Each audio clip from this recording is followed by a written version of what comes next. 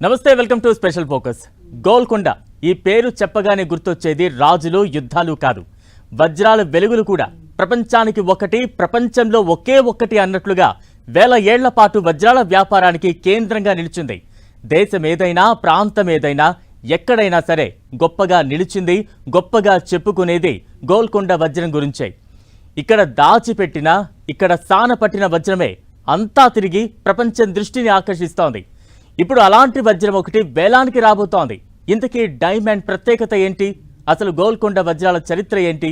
ఇక్కడి డైమండ్స్ ఇప్పుడు ఎక్కడ ఉన్నాయి?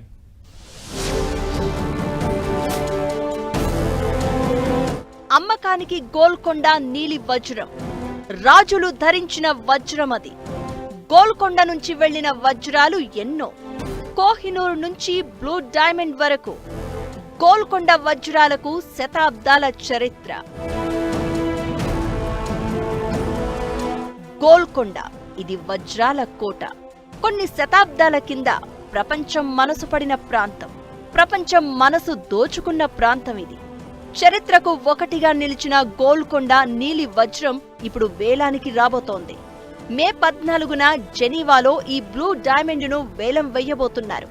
23.24 క్యారెట్ల ఈ నీలి వజ్రం వేలంలో 300 నుంచి 400 కోట్లు పలికే అవకాశం ఉందని అంచనాలు వినిపిస్తున్నాయి.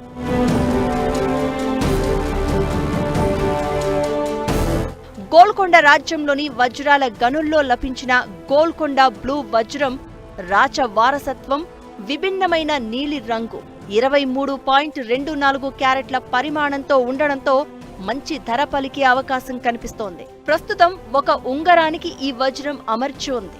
ఈ డైమండ్ వెనుక ఎంతో చరిత్ర ఉంది. మామూలుగా నీలం రంగులో ఉండే వజ్రానికి విలువ ఎక్కువ. అలాంటిది మహారాజులు ధరించిన వజ్రం కావడం, గొప్ప చరిత్ర ఉండడంతో భారీ ధర పలికే అవకాశం ఉంది. గోల్కొండ బ్లూ డైమండ్ మొదట్లో ఇండోర్ రాజు మహారాజా యశ్వంతరావు హోల్కర్ II దగ్గర ఉండేది.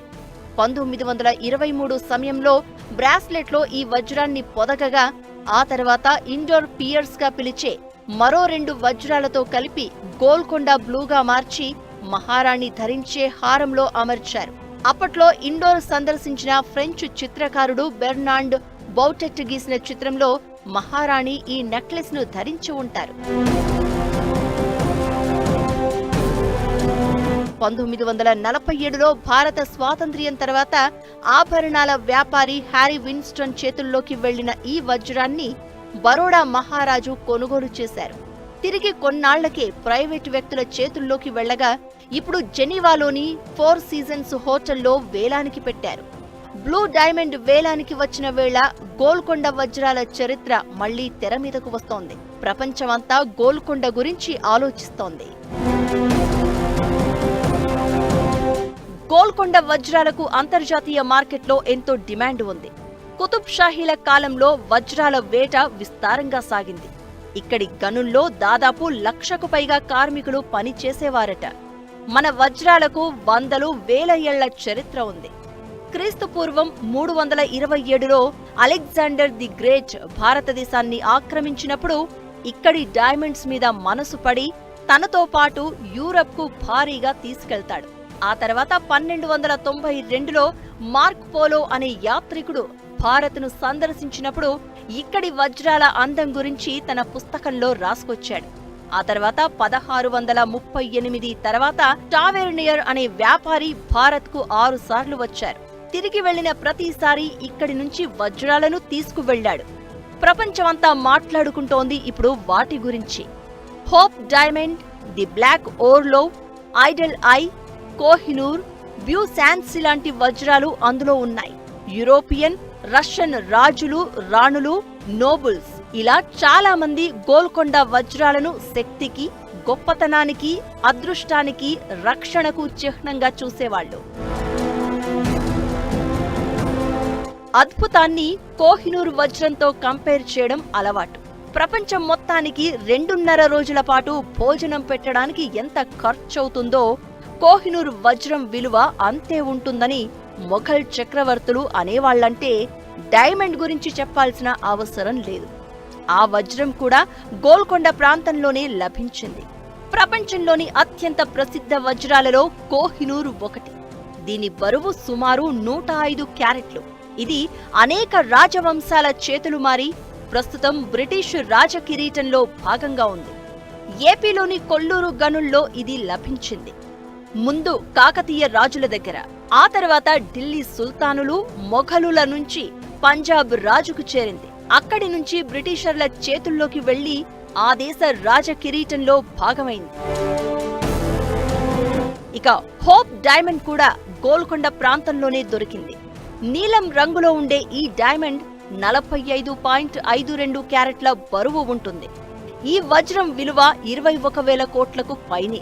దీన్ని సొంతం చేసుకున్న ప్రతి ఒక్కరికి అంతులేని కష్టాలు, విషాదాలు, అంతు చిక్కని మరణాలు సంభవించాయని చరిత్ర చెప్తోంది.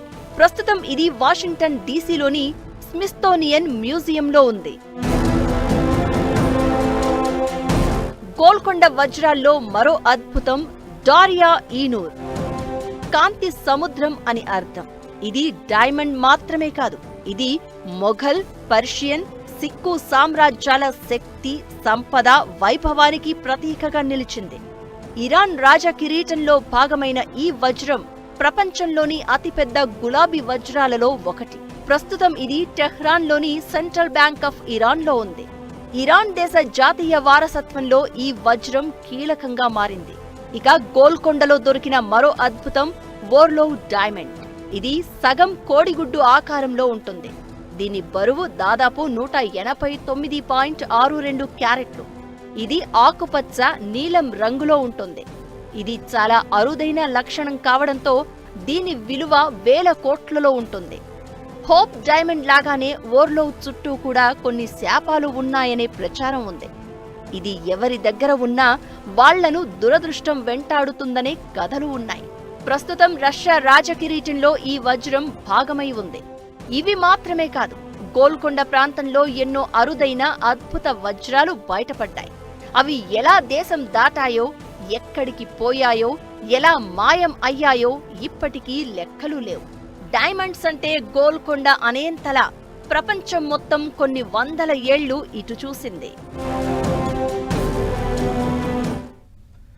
గోల్కొండ వజ్రాలంటే ఆభరణాలే కాదు, రాజసానికి, వారసత్వానికి చిహ్నాలు కూడా. చాలా దేశాల సంస్కృతుల్లో గోల్కొండ వజ్రాలు భాగమయ్యాయంటే అర్థం చేసుకోవచ్చు ఎంత ప్రాముఖ్యత ఉందో. అసలు ఈ వజ్రాలు ఎందుకింత ప్రత్యేకం? గోల్కొండ వజ్రాలకు మాత్రమే సొంతమైన స్పెషాలిటీ ఏంటి? ఒకప్పుడు ప్రపంచానికి వజ్రాల ఖజానాగా ఉన్న గోల్కొండ ఇప్పుడు ఎందుకు ఇలా తయారైంది?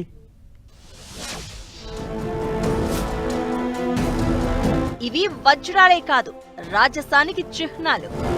గోల్కొండ వజ్రాలు ఎందుకింత స్పెషల్? వజ్రాల కోసం యుద్ధం చేసేంత ప్రత్యేకత ఏంటి? ఇతర వజ్రాలకు, గోల్కొండ వజ్రాలకు తేడా ఏంటి? కన్నీళ్లు ఎంత స్వచ్ఛమో గోల్కొండ వజ్రాలు అంతే స్వచ్ఛం. వజ్రాల వ్యాపారంలో ఎంతో విలువైన టైప్ 2A కేటగిరీకి చెందినవిగా గోల్కొండ వజ్రాలను లెక్కిస్తున్నారు. ప్రస్తుతం కర్ణాటక రాష్ట్రంలోని రాయచూరు నుంచి ఏపీలోని నందిగామ వరకు ఉన్న ప్రాంతాన్ని గోల్కొండ గనులుగా లెక్కలేస్తారు. గోల్కొండ అంటే అతిపెద్ద కోటకే కాదు, అందమైన వజ్రాలకు ప్రసిద్ధి చెందింది. గోల్కొండ వజ్రాలకు ఎంతో విలువ ఉంటుంది. ఒకప్పుడు గోల్కొండ ప్రాంతంలో అమ్మే వజ్రాలను కొనడానికి దేశ విదేశాల నుంచి వచ్చేవారు. అప్పట్లో గోల్కొండను ప్రపంచ వజ్రాల పరిశ్రమగా చెప్పుకునేవారు. గతంలో 1000 ఏళ్ల పాటు ప్రపంచంలోని అనేక వజ్రాల ఉత్పత్తిదారుగా భారత్ ఉండేది. 14వ శతాబ్దం చివరిలో గోల్కొండ ప్రాంతంలో డైమండ్లను మార్కెట్లో పెట్టి విక్రయించేవారు. పర్షియన్లు, అరబ్బులు వీటిని ఎంతో ఇష్టంగా కొనుక్కునేవారు. ఇతర వజ్రాలతో కంపేర్ చేసినప్పుడు గోల్కొండ వజ్రాలు చాలా ప్రత్యేకం. ఇవి అరుదుగా దొరుకుతాయి. పారదర్శకత అధికంగా ఉంటుంది. చూడగానే కంటికి స్వచ్ఛంగా కనిపిస్తాయి. నాణ్యత కూడా అధికంగా ఉంటుంది. సహజమైన స్వచ్ఛత, పారదర్శకత, ప్రకాశవంతం గోల్కొండ వజ్రాలకు ఎక్కువ. ప్రసిద్ధ గోల్కొండ వజ్రాలలో ఒకటైన కోహినూర్ బ్రిటిష్ వాళ్ల దగ్గర ఉంది. Agra diamond, the Princie diamond ఇవన్నీ కూడా గోల్కొండ వజ్రాలే. ఇవన్నీ ఇప్పుడు విదేశాల్లోనే ఉన్నాయి. గోల్కొండ వజ్రాలు పూర్తిగా మన దేశానికి చెందినవి. వీటిని ఏపీ, తెలంగాణ రాష్ట్రాలలోని కొన్ని ప్రాంతాలలోనే తవ్వితీశారు. కుతుబ్ షాహీ రాజవంశం పాలనలో కృష్ణానది పరీవాహక ప్రాంతంలో ఉన్న గనుల నుంచి వీటిని సేకరించారని చెప్తారు. వాటిని అందమైన ఆకారంలో తయారు చేసేందుకు హైదరాబాద్ నగరానికి తీసుకొచ్చి మెరుగుపెట్టి అమ్మేవాళ్లని తెలుస్తోంది. గోల్కొండలో అమ్మిన ఎన్నో వజ్రాలు ఇప్పుడు కనిపించకుండా పోయాయి. అవన్నీ కూడా విదేశాలకు చేరినట్టు అంచనా వేస్తున్నారు. కుతుబ్ షాహీ కాలంలో గుంటూరు జిల్లాకు దగ్గరలో ఉన్న కొల్లూరు గనులు చాలా ఫేమస్. ఇది కృష్ణానది పక్కనే ఉండేది. అక్కడి నుంచే వజ్రాల వెలికితీత జరిగేది. అన్ని గనుల నుంచి తీసిన వజ్రాల బరువు దాదాపు 12 మిలియన్ క్యారెట్లు ఉంటుందని కొందరు చరిత్రకారులు అంచనా వేశారు. అంటే ఎన్ని వజ్రాలో, ఎలాంటి వజ్రాలో ఊహించుకోవచ్చు. అయితే వాటిలో చాలా భాగం వేరే దేశాల చేతుల్లో ఉంది. గోల్కొండ వజ్రాలు యూరప్, ఆసియాతో పాటు మధ్య ప్రాచ్య దేశాలకు ఎగుమతి అయ్యేవి. ఈ వ్యాపారం గోల్కొండ రాజ్యానికి భారీ సంపద తెచ్చిపెట్టింది. డచ్, ఫ్రెంచ్, బ్రిటిష్ వ్యాపారులు గోల్కొండ వజ్రాలను కొనుగోలు చేయడానికి భారత్కు వచ్చేవారు. గోల్కొండ వజ్రాలు ఆభరణాలే కాదు, రాజులు, సామ్రాజ్యాలు వారసత్వాల చిహ్నాలుగా ఉండేవి. కోహినూరు లాంటి వజ్రాలు అనేక యుద్ధాలు, ఒప్పందాలు, రాజకీయ సంఘటనల్లో భాగమయ్యాయి. ఈ వజ్రాల చుట్టూ అనేక పురాణాలు, శాపాలు, ఆసక్తికరమైన కథలు కూడా ఉన్నాయి. వజ్రాల వ్యాపారంలో కొన్నేళ్ల పాటు గోల్కొండ డైమండ్ బిజినెస్ కు కేర్ ఆఫ్ గా నిలిచింది. అయితే 17వ శతాబ్దం చివరిలో గోల్కొండ గనులు తగ్గిపోయాయి. 1687లో మొఘల్ చక్రవర్తి ఔరంగజేబ్ గోల్కొండను స్వాధీనం చేసుకున్నారు.